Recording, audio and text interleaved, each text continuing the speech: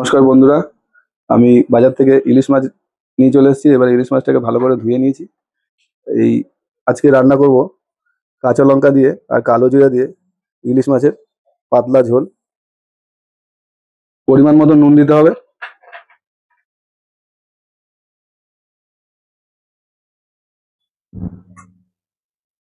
সঙ্গে দিতে হবে হলুদ।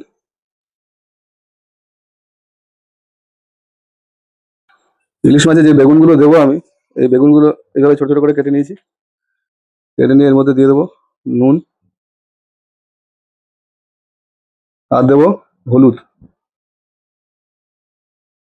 ভালো করে নুন হলুদ দিয়ে ভালো করে মেখে নিতে হবে।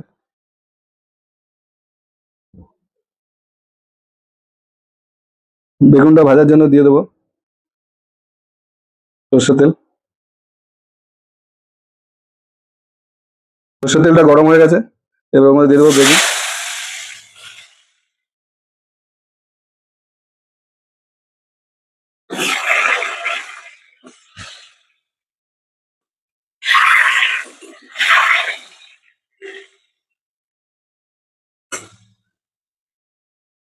বেগুনটা আমার হয়ে গেছে 80%। এবারে বেগুনটাকে তুলে নেবো।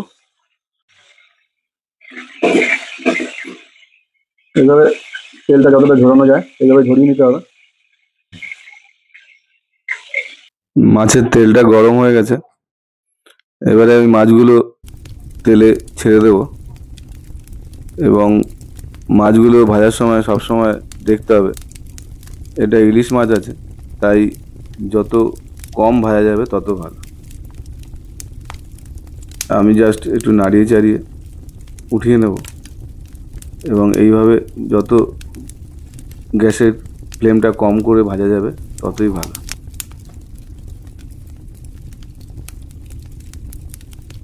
একইভাবে আর যেই মাছগুলো আছে সেগুলো আমি ভেজে নেব। গরম হয়ে গেছে, এবারে দিয়ে দেবো কালো জিরা, সঙ্গে দিয়ে দেবো কাঁচা লঙ্কা। গ্যাসটা একটু কমিয়ে নিতে হবে ফ্লেমটা। দিয়ে দেবো নুন, দিয়ে দেবো হলুদ। যেহেতু ইলিশ মাছের ঝোল হবে তাই জলটা একটু বেশি করে দিতে হবে।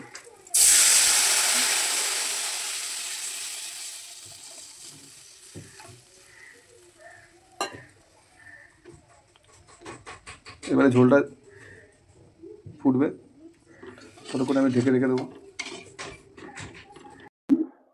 ঝোলটা ফুটে গেছে, এবারে মাছগুলো আমি দিয়ে দেবো।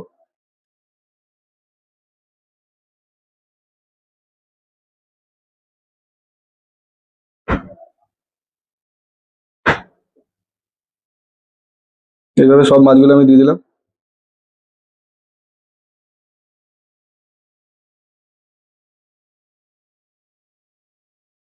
বেগুনটা আমি পুরো ভাজা করে, বেগুনটা 90%ই হয়ে গেছে, তাই বেগুনটা একটু পরে দেবো।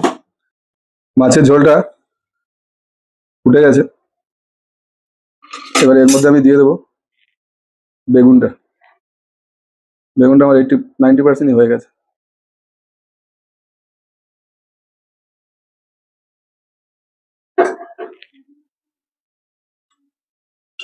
হালকা একটু নেড়ে দেবো।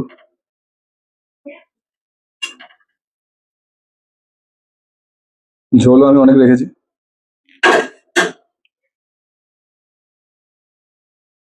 ইলিশ মাছের ঝোল আমার রান্না হয়েই গেছে, এবার একটু ঢাকবো, ঢেকে ফুটিয়ে 5 মিনিট পর নামিয়ে দেবো। ইলিশ মাছের ঝোলটা নামানোর আগে 4টে কাঁচা লঙ্কা দিয়ে দেবো। দেখুন বন্ধুরা, ঢাকনাটা আমি খুলছি, দেখুন রান্না আমার হয়ে গেছে। সুন্দর একটা গন্ধ বেরিয়েছে। কালো জিরার সঙ্গে ইলিশ মাছ, তার সঙ্গে আবার বেগুন। বন্ধুরা, যদি ইলিশ মাছের ঝোলের রান্নাটা যদি ভালো লাগে অবশ্যই ব্লগ উইথ সুকুমার চ্যানেলটা সাবস্ক্রাইব করবেন আর অবশ্যই অবশ্যই কমেন্ট করে জানাবেন। Thank you.